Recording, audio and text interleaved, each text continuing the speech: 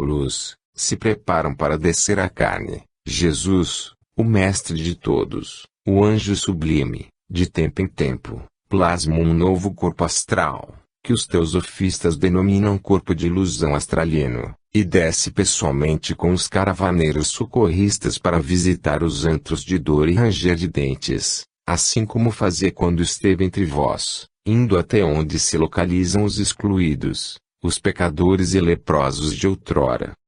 Contribui o divino Rabi da Galileia com o exemplo incondicional de amor, demonstrando que o Cristo está dentro de cada ser, e não na ilusão dos templos assépticos de pedras construídos pelos fariseus modernos que ainda se consideram sentenciosos proprietários de Jesus.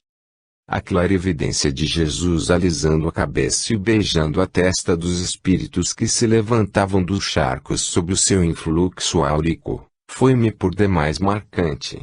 Chorei como criança e solucei sofregamente, não conseguindo falar direito ao retornar ao meu estado de vigília normal. Preciso registrar que as entidades umbralinas não enxergavam os caravaneiros socorristas e sim a imagem plasmada de Jesus, como se olhos sem vida se reavivassem, respondendo ao potente influxo magnético de energia irradiado do sublime peregrino.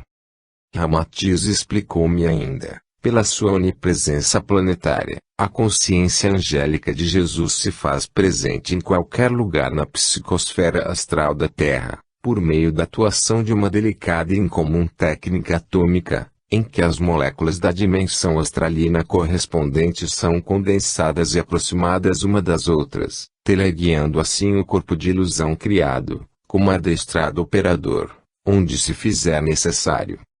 Esclarecimentos de Ramatiz. Pergunta: por que Jesus precisa plasmar um novo corpo astral, que os teosofistas denominam de corpo de ilusão, para se fazer ver, ouvir e sentir no plano astral? E o que acontece com esse veículo ilusório após a sua utilização? Ramatiz: naturalmente Jesus, pela sua dilatada capacidade espiritual, apresenta atributos inimagináveis de onipresença em todos os quadrantes dos planos astral e mental do orbe terrícola. Comumente, o Divino Mestre faz-se ver, ouvir e sentir nos estratos dimensionais que tangenciam vosso orbe através de seus enviados. O amor move o espírito do quilate crístico de Jesus, não por acaso o anjo governador planetário, que respeita incondicionalmente o tempo de vida de cada consciência, ou mais precisamente, o seu maior ou menor grau de entendimento psíquico, conforme a idade cósmica de cada espírito criado pelo Pai que evolui na psicosfera terrícola. Tanto maior a compreensão das verdades nos diversos mundos habitados, quanto mais velha for a mente, em conhecimento adquirido em milhares de milhões de existências físicas pelos reinos mineral, vegetal, animal e humano.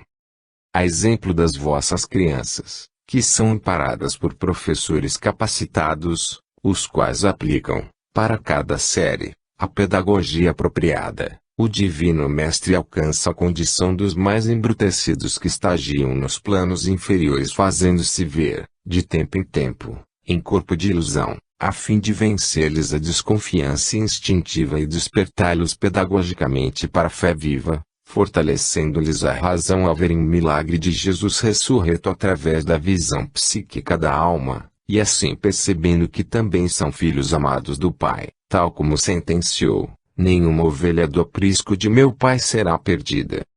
A atuação técnica mental apurada de Jesus une os átomos astrais, condensando-os e aproximando as moléculas correspondentes a esse plano vibracional, criando um corpo astral, à semelhança do corpo físico de quando pisou no pó do mundo. Servindo-se desse novo veículo de expressão de sua consciência cósmica pode, se assim o quiser, movimentar-se com facilidade entre os caravaneiros socorristas, andando descalço nas regiões de dor e ranger de dentes acompanhado de falanges de entidades benfeitoras. Sob o potente influxo mental de Jesus direcionado para o corpo de ilusão, que age como um dínamo de alta voltagem, uma espécie de condensador energético que esparge eflúvios balsamizantes concentrados em sua área de ação, faz cegos enxergarem, coxos andarem, mudos falarem, estátuas petrificadas virarem criaturas humanas, córregos fétidos se transformarem em águas límpidas para saciar a sede, lamaçais transmudarem-se em jardins floridos, a noite virar dia e as névoas clarearem com pingos luminosos que cortam os céus, antes plúmbeos, chovendo gotas douradas que refazem o ambiente. Após a intercessão socorrista, falangeiros movimentam-se nos diversos hospitais astrais, conduzindo os moribundos resgatados.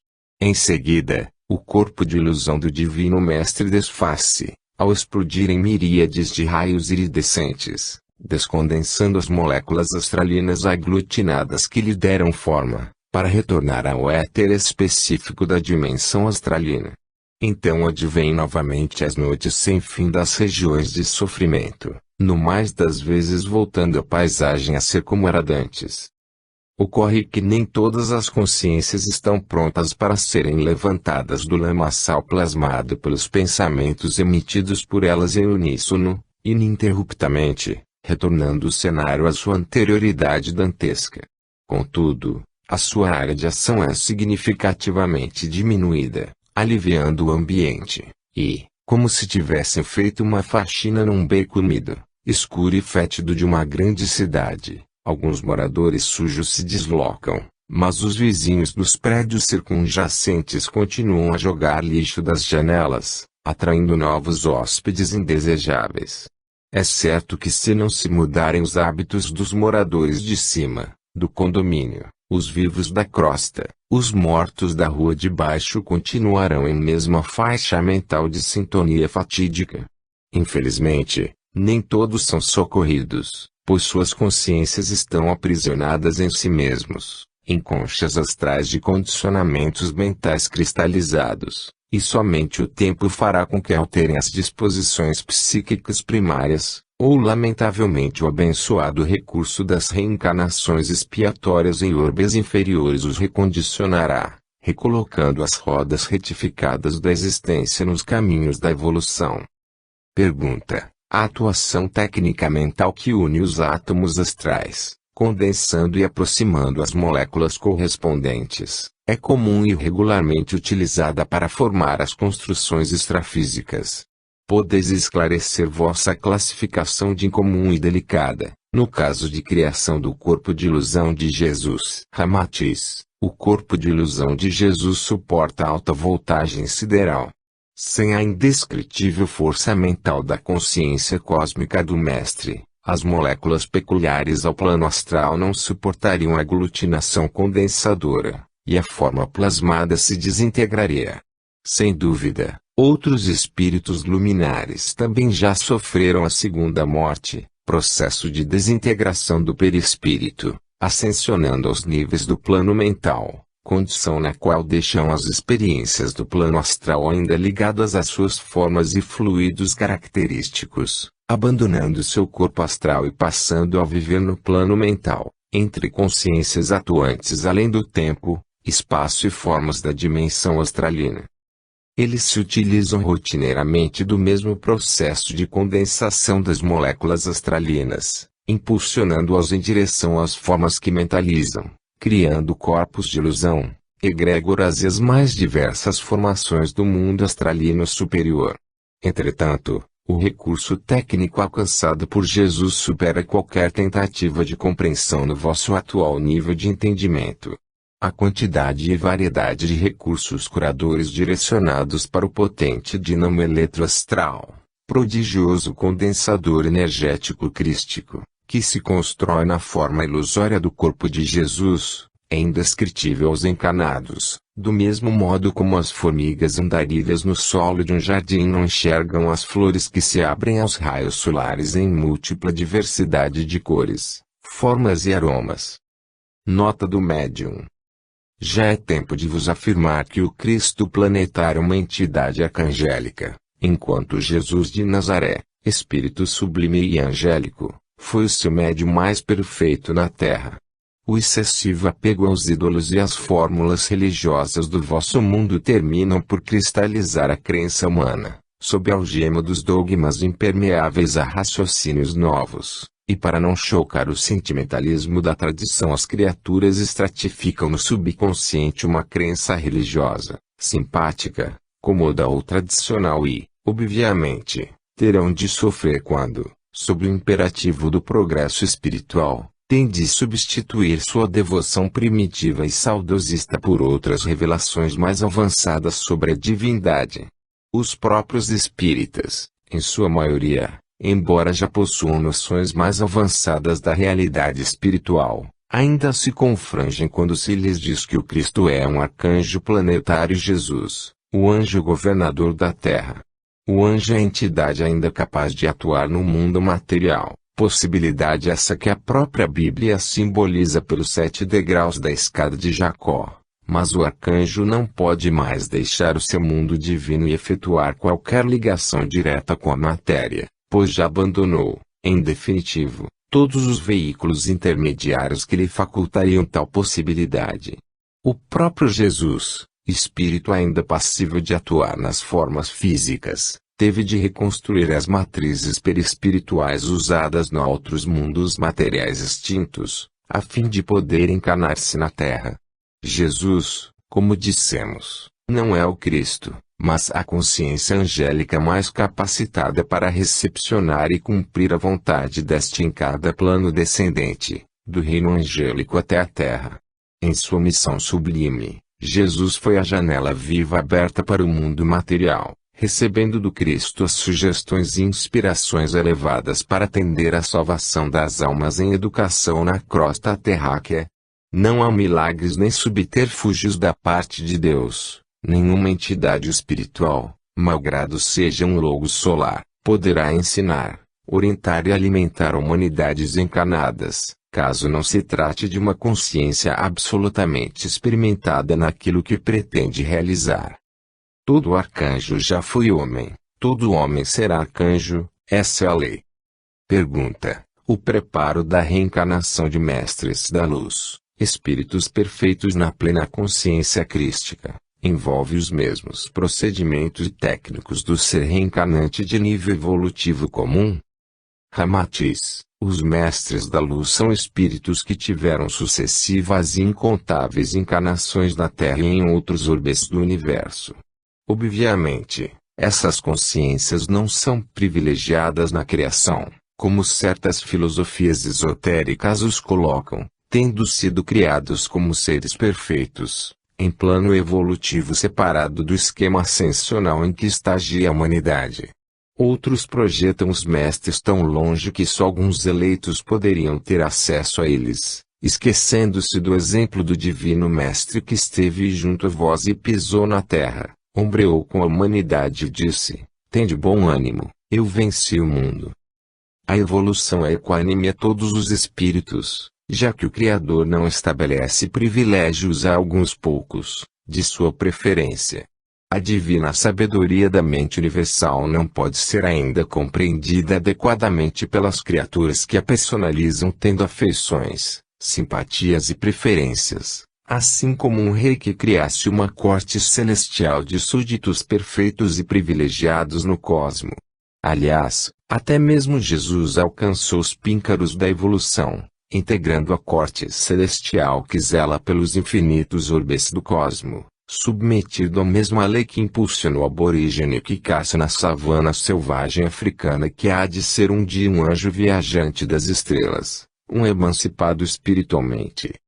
Existem mestres da luz em diversas graduações hierárquicas, conforme os níveis evolutivos alcançados. Esotericamente, podeis compreendê-los como espíritos que galgaram a alta graduação de consciência cósmica, vivenciando grandes iniciações nos planos ocultos mais elevados. É certo que nenhuma consciência conseguirá igualar-se ao Criador, única e absoluta perfeição. Ademais, um mestre é perfeito em relação aos mundos dos humanos, mas em relação a outros mundos, na infinita equação da matemática sideral, que resulta na sentença cósmica na casa do Pai há muitas moradas, continuará sua infinita jornada rumo à perfeição cósmica, auxiliando na criação de sistemas solares e habitando dimensões excelsas, inenarráveis no atual vocabulário terrícola. Todos os mestres da luz ocupam amplos cargos da hierarquia oculta e colocam-se a serviço da evolução planetária em diversas latitudes do cosmo, doando incondicionalmente sua vasta experiência e sabedoria, conquistadas por méritos próprios, vida após vida. Ao atingirem a perfeição, sob o prisma da existência humana, libertam-se galhardamente das leis do karma e da reencarnação obrigatória. Por atingirem um estado de culminância de amor e paz internos, fundem-se com a grande orquestra criadora dos mundos, e assim vivem unificados na luz do Criador, tal qual luas que refletem a luz solar, ou estrelas incandescentes, com o mesmo combustível sagrado. Como faróis ligados à usina divina, iluminam vossos caminhos, pois alcançaram a sua unidade interna com o Cristo, amalgamando-se com outras consciências crísticas, de quem vosso orbe tendes Jesus como máximo representante, compondo então, junto com o Mestre dos Mestres, o governo oculto da Terra. Em verdade, a encarnação de Mestres da Luz requer técnica apurada de planejamento reencarnatório que se diferencia daquela do ser reencarnante de nível evolutivo comum. São espíritos quintessenciados que alcançaram níveis de evolução profundos e transcendentes, os quais viverão novamente na materialidade grosseira. Sendo perfeitos em relação à humanidade, e de grande amor a todas as criaturas do universo, angariaram o direito de prosseguir sua evolução em outros sistemas estelares mais adiantados. Muitos, inclusive, vieram de orbes mais graduados na escala cósmica, acompanhando como tutores grupos de espíritos degradados, e decidiram permanecer em vossa terra por amor, para ajudar a humanidade a atingir a própria libertação e iluminação espiritual. Voltando novamente à carne, materializar-se-ão como seres que estarão por detrás dos grandes acontecimentos mundiais que objetivam aprumar o desnivelado rumo da humanidade. Renascerão como líderes para ajudar os homens a se tornarem livres e a conquistarem a pacificação interna, impulsionando-os a uma igualdade justa para todos, num esforço inimaginável para vós, a fim de mudar a consciência coletiva e salvar o planeta neste delicado momento existencial. Certamente não poderão modificar a vontade dos homens, mesmo que ela esteja contra a evolução da maioria, porque não podem transgredir o livre-arbítrio e merecimento individual determinados pela lei de causa e efeito. Todavia, em prol do direito da humanidade, os tribunais divinos sentenciam que os abusos individuais contra a coletividade representam a aquisição certa do bilhete de viagem para orbes inferiores, acomodando-se o egoísmo individualista dos espíritos recalcitrantes à fraternidade crística prevista para o terceiro milênio, ao removê-los para outras humanidades mais embrutecidas. E assim, conforme a lei universal de afinidade, habitarão planetas inferiores à vossa Terra e símiles com o primarismo instintivo animalizado pulsante ainda em seu psiquismo entorpecido. Pergunta: que tipo de apoio vibratório as fraternidades espiritualistas podem propiciar para auxiliar, ou ao menos não atrapalhar, o processo técnico de descenso vibratório desses espíritos de escola? Ramatiz: os mestres estão cada vez mais perto dos homens, a pedido direto de Jesus. Num esforço planetário, encarnarão em diversas localidades a fim de despertar os terrícolas para os objetivos superiores da vida imortal. Seguirão o plano de viagem previamente traçado há muito no espaço, o Evangelho Redentor, estatuído com a finalidade de promover a humanidade à sua definitiva condição de fazer parte do reino de Deus. O planejamento do governo oculto da Terra determina que os enviados que disseram a densidade da carne não falharão. A ausência de assistência privilegiada ou apoio vibratório particularizado provindo da Terra não os fará derrotados, pois o sustento na obra redentora que realizarão cimenta-se pela fé ardente e inabalável em favor da humanidade, fruto do mais elevado e inquebrantável amor crístico internalizado. Quando um mestre da luz encarna, Vêm para cumprir missão adredemente planejada, com esmerada técnica sideral encaminhada pelos maiorais sidérios diretamente a Jesus, e que está muito além da compreensão humana por tratar-se de ação redentora coletiva de amplo espectro, com impacto numa nação, raça, religião ou ciência. A encarnação de um mestre de luz representa enorme sacrifício voluntário e muito bem programada, a fim de a consciência de alta voltagem cósmica reajustar-se novamente à limitação da genética humana, a exemplo de uma usina elétrica que direciona toda a energia gerada para uma lâmpada. O processo de descida vibratória à densidade de que há muito havia se libertado é como desacelerar as turbinas geradoras da hidroelétrica gradativamente até acenderem, sem romper, o filamento de uma luminária doméstica. Em similitude, apropriam-se novamente de um envoltório perispiritual, de modo a reajustar-se ao metabolismo biológico do futuro corpo carnal. Esse processo técnico de graduação, de ajuste à frequência comum do vosso orbe, impõe um esforço sacrificial indescritível, assim como se comprimissem o Himalaia ao tamanho de um cubo de gelo, ou procedessem à contenção de um oceano encerrando em um copo. É fato que antes da reencarnação dos mestres da luz, muitos discípulos avançados na senda crística já se encontram reencarnados e reunidos em fraternidades espiritualistas terrícolas. Encontram-se espalhados por todas as nações, executando tarefas específicas recebidas pelas fraternidades do espaço a que se vinculam, para ajudar a desmistificar e derrubar as barreiras que impedem os seres humanos de descobrir o Cristo dentro de si mesmos, alcançando maestria individual, para que consigam ajudar a libertação da humanidade de dogmas, fanatismos e fantasias asfixiantes. Ocorre que alguns discípulos que estão encarnados foram treinados no lado de cá, seguindo o esquema de reencarnação delineado para serem os pais e mães, na Terra, dos mestres da luz, que se preparam para reencarnar em maior número possível neste intrincado ápice da hora chegada.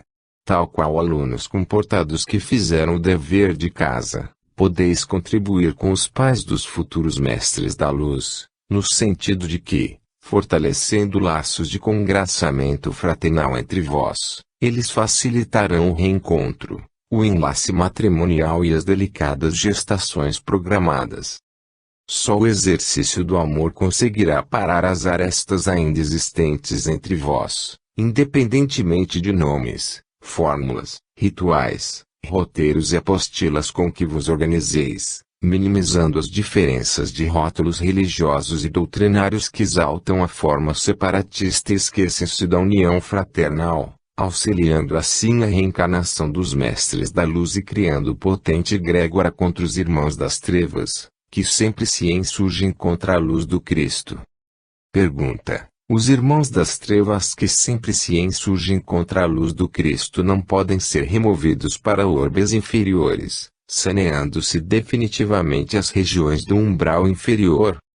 Ramatiz: a presença de um princípio legislador de causa e efeito determina que se não cessarem as causas não se exterminam os efeitos. O conceito de que deveis colher conforme a semeadura demonstra que, se a causa fundamental é funesta, colhem-se frutos igualmente funestos. Jamais se colhem figos maduros de seiva vital, se foram plantadas mudas de mamonas. A causa primária que mantém as comunidades rebeladas no umbral inferior é a gerada pelos atos insanos dos encarnados da crosta, numa espécie de simbiose, como o pâncreas canceroso de um indivíduo que não deixa de beber. De nada adianta extirpar-se o órgão sem alterar o hábito nefasto da ingestão de alcoólicos. Assim, pela lei de afinidade, somente mudando as ações dos espíritos encarnados conseguiremos modificar a sintonia dos que vivem em cima com os mortos de baixo, redefinindo os cenários umbralinos em franca metástase, e assim saneando os tecidos danosos ao planeta. Pergunta: referente aos discípulos que estão encarnados e serão pais e mães na terra dos mestres da luz, podeis elucidar-nos sobre as delicadas gestações programadas? Ramatiz, ao contrário das mães que gestarão corpos físicos para espíritos primários, que na maior parte das vezes não assumem compromissos prévios para cumprir tal encargo, geralmente sendo também espíritos de baixa graduação evolutiva, por isso atraem vibrações afins à sua estrutura perispiritual. Os futuros pais e mães do Mestres das Luzes aceitaram e foram preparados no plano astral antes de reencarnar.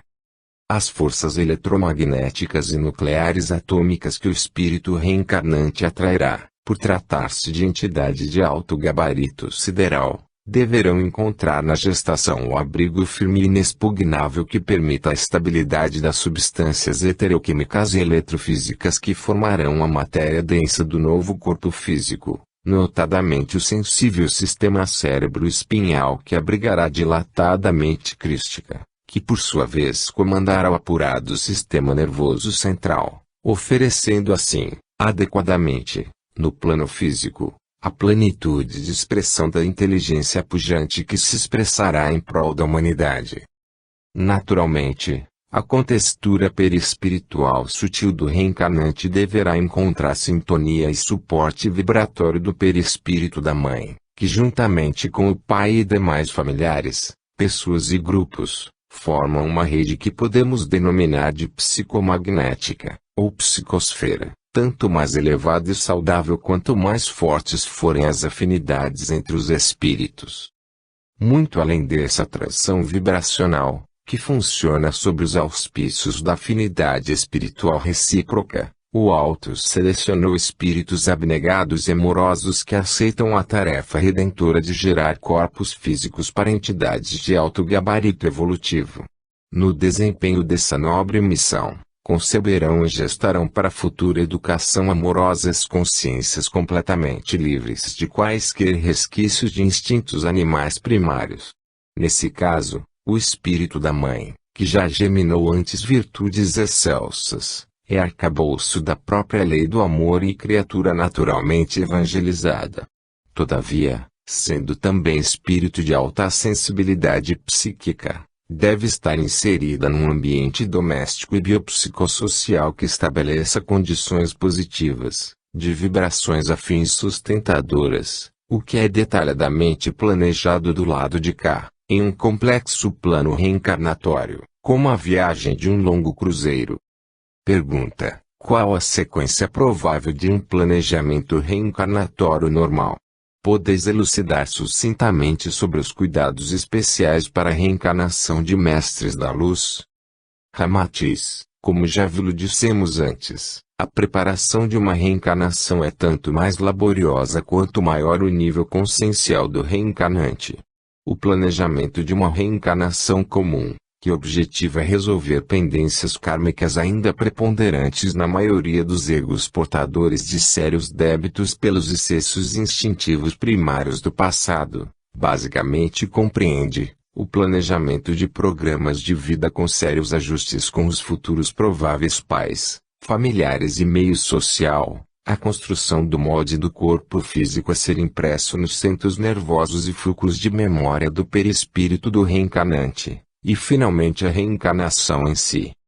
É impossível, por meio do atual vocabulário e nível de conhecimento da humanidade e do sensitivo de que ora nos servirmos, expor a contento a multiplicidade de motivos e situações que envolvem os processos de elaboração de planos de vida dos espíritos reencarnantes.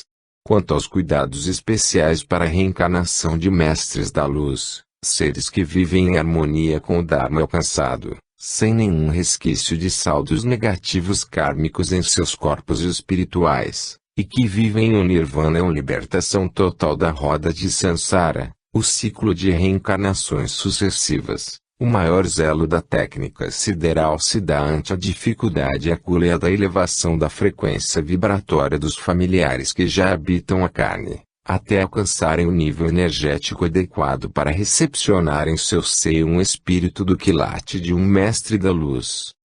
Objetivamente falando, os familiares previamente reencarnados, que serão os avós e pais dos futuros pais dos Mestres da Luz, terão de somar uma harmonia ampla e nível de espiritualização satisfatório, para a sustentação vibratória da delicada gestação, inserida no plano de vida do elevado espírito a serviço sacrificial em prol da humanidade.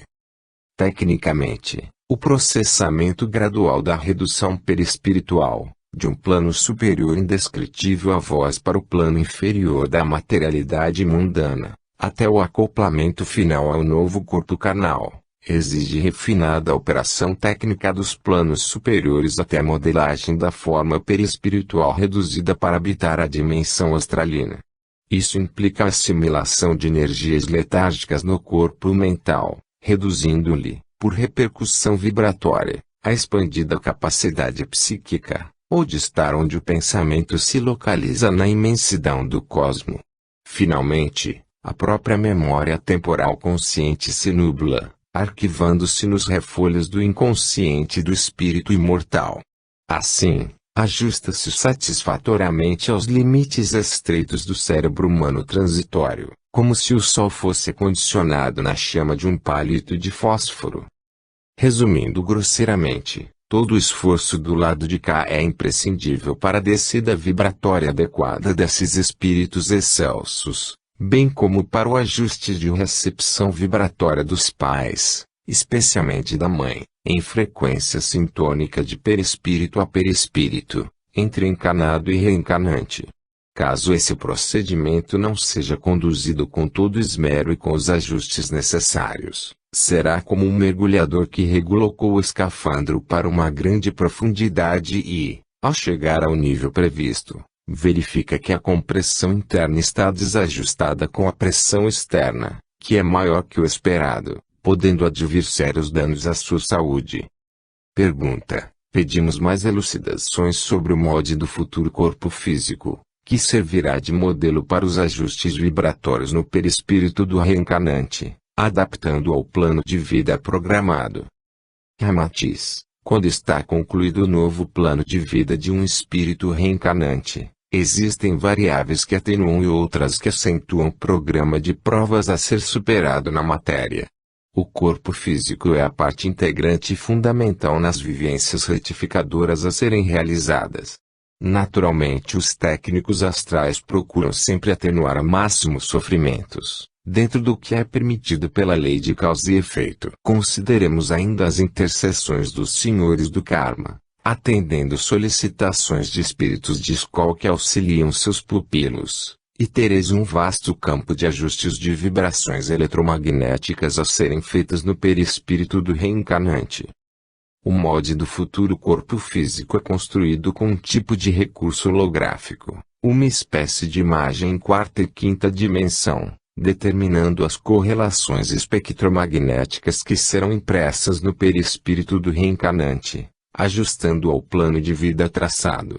Assim, transfere-se aos níveis de energia rotacionais dos núcleos, prótons, elétrons e íons componentes dos átomos do corpo astral as impressões contidas no molde holográfico do corpo físico, moldando este organizador biológico em nova contextura, ajustando os chakras, linhas de forças internas, fluxos de memória e duplos energéticos dos órgãos, que deverão estar harmonizados com a nova programação a ser vivenciada, seja na saúde ou nas doenças. Para elucidar-vos melhor a compreensão, concebei um espírito reencarnante que mandou vários inimigos para as fogueiras da Inquisição. Demarcou-se em seu perispírito que por volta de 35 anos sofreria terrível câncer de pele na nova encarnação. Em seu plano de vida, ele aceita, em vez disso, voltar médium e utilizar-se da oratória e da doação do passe magnético para reequilibrar-se com a lei divina. Então, no molde do futuro corpo físico, ajustar-lhe aos centros nervosos e registros de memória do veículo australino para que o processo de câncer não somatize no vaso de carne, esvaindo-se os débitos acumulados por meio do serviço prestado em prol de uma coletividade, no exercício mediúnico redentor na Terra. Em outro exemplo, o espírito que induziu muitas pessoas ao vício do alcoolismo, porém ele mesmo não se tornando um viciado, pode ter o seu plano de vida prevendo uma severa cirrose hepática, mesmo que não haja registro em seus fulcros energéticos perispirituais. Mais uma vez, o molde do corpo físico sensibilizará o fígado astralino para a falência total aos 40 anos, imprimindo na sua contraparte perispiritual o morbo enfermo que impactará o futuro corpo físico exatamente na 4ª década de vida. Pergunta: solicitamos vossas elucidações sobre os senhores do karma. É possível? Ramatiz: os senhores do karma compõem uma alta confraria no astral do orbe que normatiza os procedimentos para o planejamento da reencarnação dos espíritos. Através de complexos cálculos da matemática sideral, definem o que cada indivíduo deve vivenciar durante a existência na Terra. Todos os espíritos são submetidos a critérios justos e perfeitamente equânimes. Indistintamente, são distribuídas condições para saldardes vossos débitos pregressos.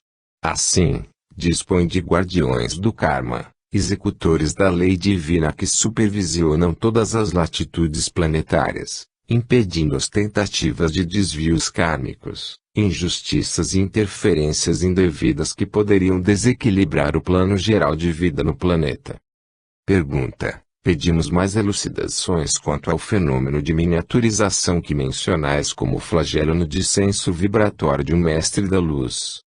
Ramatiz: tratando-se de uma entidade livre no cosmo, que já alcançou altos níveis de beatitude crística e zenite existencial em planos que podeis entender como sendo paraíso, obviamente não se reajustará rapidamente à genética de um corpo físico.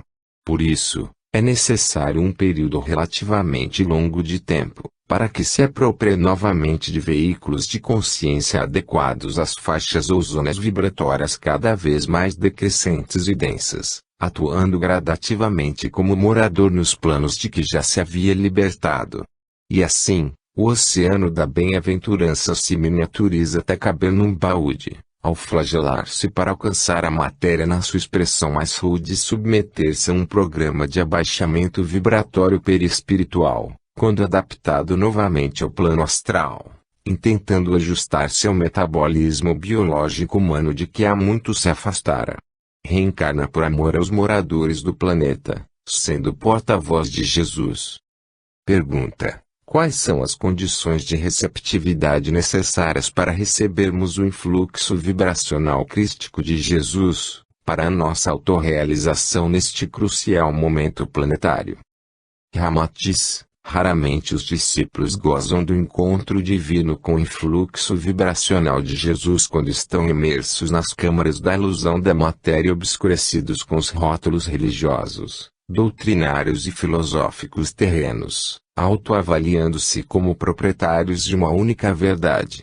É necessário que percam todos os apelos da inferioridade, a fim de achar o Cristo em si mesmos. Tendes um santuário em cada coração da terra e deveis abrir suas portas, mas encheis esse templo divino de detritos, levantando muros de incompreensão entre o que sois, aprisionados em ilusões, e o que deveis ser para ver o reino de Deus. Nessas circunstâncias, em vão o procurareis. No esforço diário, não esqueçais que Jesus está convosco até o fim dos séculos, e poucas vezes vos permitis estar como o meigo nazareno. Nunca os mestres da luz enviados do Cristo permanecem na beatitude inerte, enquanto seus discípulos amados se dilaceram pela vitória de uma causa. Assim, não estacioneis em vãs disputas, nem em estéreis vitimizações e lamúrias, porque vosso desiderato é realizar o amoroso esclarecimento das almas. Estai onde estão os corações quebrantados, demonstrando que já tendes assimilado a grandeza do espírito de serviço com misericórdia e compaixão. O sofrimento da vida terrena não deve ser pretexto de fuga, nem desculpas vãs para vos prender aqueles que não vos conseguem acompanhar nas lides espirituais. É hora de atravessar as fronteiras da infância espiritual, e nunca analisar o outro sem antes amá-lo verdadeiramente. Quando criticais vosso irmão, também estáis criticando ao Criador, já que sois animados de uma mesma essência divina. Ajudai-nos, entendendo a nobreza do objetivo de Jesus diante da fragilidade da humanidade. Sempre devolvei o bem pelo mal, perdoai incondicionalmente. Redobrai os esforços. Em qualquer posição de trabalho honesto na seara de Jesus podereis ouvir a voz do Cristo ecoando dentro de vós mesmos: liberta-me que serás livre. Nota do médium. Compartilho que quando estava psicodigitando este capítulo, à noite, durante o natural desprendimento do perispírito pelo sono físico, estive em desdobramento astral na central de monitoramento do Departamento de Planejamento de Reencarnações da Metrópole do Grande Coração, a cidade espiritual onde meu último pai canal se encontra. Em um andar inteiro de uma torre central da cidade, conversei com alguns irmãos responsáveis pelo monitoramento dos processos de reencarnação em andamento. Entre telas holográficas, os operadores acompanhavam todos os que estão já reencarnados e que serão pais e mães dos seres luminares que se preparam para descer a vida terrena. Entre outras coisas, que aos poucos me afloraram ao psiquismo consciente na manhã seguinte, lembro-me da mensagem de veneranda entidade, alta, de cabelos curtos prateados, aparentando o que seriam 60 anos, se fosse um homem encarnado, vestido com uma roupa prateada em tonalidades grafite, que se identificou fraternal e descontraidamente como sendo o coordenador da central de monitoramento das reencarnações daquela metrópole do plano espiritual. Meu irmão, bom revê-lo mais uma vez aqui em nossa metrópole. Como pode verificar, estamos com intenso trabalho. Mas nem sempre as coisas saem como planejado.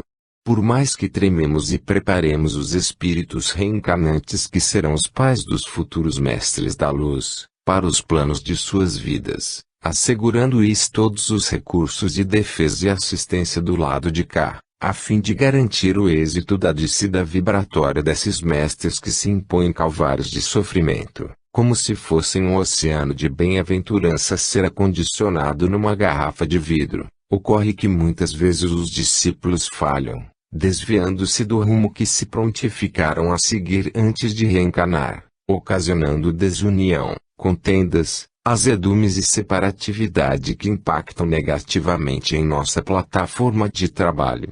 Rogamos a todos os adeptos encarnados de nossa fraternidade que, para cumprir a contento a missão excepcional que estamos executando ao pedido de Jesus, é necessário urgentemente estabelecerem e consolidarem uma egrégora da cruz e do triângulo propiciatório à descida de nossos mestres que atuarão em várias frentes planetárias.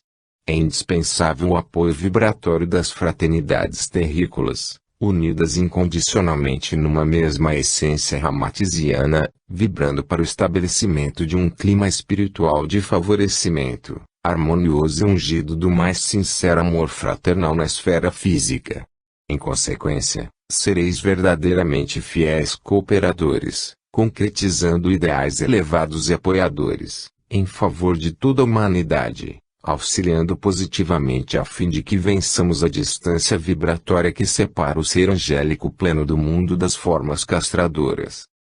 Na irradiação de misericórdia e compaixão de Jesus pela humanidade, registramos nossos votos de confiança de que os discípulos encarnados estão maduros e cumprirão a contento o que deles se espera neste crucial momento planetário. Muita paz. Um irmão de Ramatiz.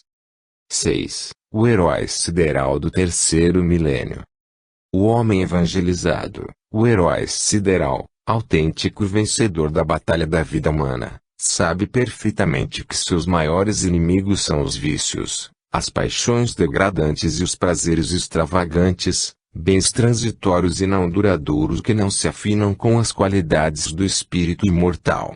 Embora considerado um tolo, um pobre de espírito, porque se apaga na competição violenta do mundo carnal, o evangelizado é justamente a alma emancipada que domestica essas forcas animais alojadas em si mesmo e dominantes na face triste e ilusória do orbe físico. Paradoxalmente, nessa eventual fraqueza humana é que reside exatamente o poder e a glória do espírito evangelizado, o qual se liberta definitivamente da coação das formas ilusórias da matéria. Sem dúvida, o homem que renuncia incondicionalmente à porfia humana, Para ceder em favor do seu competidor e desafeto, proclama-se um ser excêntrico, que cultua no mundo físico uma lei estranha e inacessível às criaturas ainda afeitas à expoliação alheia. O evangelizado é um fraco perante o mundo de César, aliás, presa fácil da rapina alheia, ou aparente fracassada em qualquer iniciativa utilitarista ou mercenária do mundo. No entanto, suposto mendigo entre os homens ambiciosos, é o gigante indestrutível e poderoso, mobilizado de armas superiores para um reino onde a vida é autêntica, porque é definitiva. 7. Acordando no além, desencarne com assistência espiritual. Deixa aos mortos o cuidado de sepultar os seus mortos. Tu, porém, vai e prega o reino de Deus. Lucas, capítulo 9, 60. O fato narrado a seguir é verídico. Contudo, foram trocados os nomes para que não haja identificação pública dos envolvidos, que autorizaram a sua divulgação. Nossa personagem central, Dona Mariana, desencarnou em um hospital de primeira qualidade, tendo recebido todo o atendimento da medicina. Já com mais de 80 anos, foi tomada por um fulminante câncer no fígado, que rapidamente a derrubou. Ao ser internada, com baixa imunidade, foi diagnosticada ainda uma pneumonia, como patologia oportunista, que se agravou rapidamente. Pessoa sem vícios, de alimentação frugal, viúva, tendo criado a família com dignidade, todas as filhas e netas são ativas médiuns trabalhadoras da Umbanda e do Espiritismo. Vinha ultimamente recebendo atendimento de magnetismo e apoio espiritual à distância, pois não tinha mais condições físicas de comparecer pessoalmente ao grupo de Umbanda Triângulo da Fraternidade, em Porto Alegre, terreiro que é assistido do espaço pelo Hospital do Grande Coração, complexo localizado na colônia espiritual de mesmo nome. Quando Dona Mariana acordou do lado de lá, com assistência espiritual benfeitora, não se viu no quarto do hospital onde desencarnara, pois tinha sido desligada do corpo físico logo após o último suspiro e retirada por um tipo peculiar de sucção vibratória, pela atuação de potente campo de força magnético em forma de cilindro, sendo transportada para a ala dormitório do Hospital do Grande Coração. Nesse local, há um enorme pavilhão onde os recém-desencarnados são confortavelmente acomodados em camas especiais, com as cabeças fixas encaixadas em travesseiros magnéticos de terapia onírica, pois estão em profundo sono natural após a morte física. Esse procedimento é apropriado para a aplicação de sonhos dirigidos que atuam favoravelmente no corpo mental e nos pensamentos cristalizados pelo trauma da morte. Concomitantemente, é ministrado um tratamento psicológico em que, desdobrados em corpo mental, são atendidos por psicoterapeutas, os quais se utilizam de cenas pictóricas, construídas por avançados psicólogos yogis, a fim de facilitar o processo de conscientização e mudança de padrões mentais traumatizantes. Também faz parte da terapia intensiva o monitoramento sistemático do perispírito, aplicando-se nele espécies de emplastos reconstituintes que ajudará a refazer os órgãos lesados, suavizando gradativamente as repercussões sensoriais do antigo corpo de carne. Essas aplicações acontecem concomitantemente aos dias de trabalho de magnetismo e terapia no Triângulo da Fraternidade. Então ocorre um acoplamento vibracional com a ala dormitório do Hospital do Grande Coração, oportunidade em que os fluidos ectoplásmicos dos médiuns são aproveitados como veículo para a delicada operação medicamentosa aos recém-desencarnados. Pouco antes de despertarem do sono letárgico, os espíritos assistidos são transportados para a ala de recepção, departamento com recursos avançados que usa tecnologia holográfica, onde se plasma um cenário exatamente igual ao local do desencarne terreno, como num filme que continua com final feliz, minimizando-lhes o impacto emocional da nova vida e a ausência da anterior. A partir desse local, o desencarnado acorda e é recepcionado, sendo deslocado finalmente para o setor de revigoramento e apoio psicológico, parecido com um condomínio de pequenas casas, uma do lado da outra, com lindos jardins à frente. Feitos esses esclarecimentos, voltemos à narrativa do caso de Dona Mariana, que acordara lentamente, incentivada pelo insistente canto de um canário da terra, após ter ficado 40 dias dormindo e recebendo medicamentos fluídicos nas regiões afetadas do perispírito, em razão da natural repercussão vibratória dos males físicos que lhe acompanharam o desligamento carnal. Agora mais fortalecida, ao abrir os olhos do lado de lá, cessara significativamente a sensação de sufocamento. Sentia levemente cacos de vidro a lhe picarem o peito e arranharem a garganta, o que era decorrente da ressonância vibratória com as sensações do corpo físico que jazia no sepulcro familiar de conhecido cemitério da cidade onde tinha morado na terra. Lentamente abriu-se à sua visão a janela do quarto, com raios de sol entrando e uma suave brisa com cheiro de flores de laranjeira. Viu um lindo abacateiro frutificando e, num galho próximo à janela, um canário da terra intenso cheireado.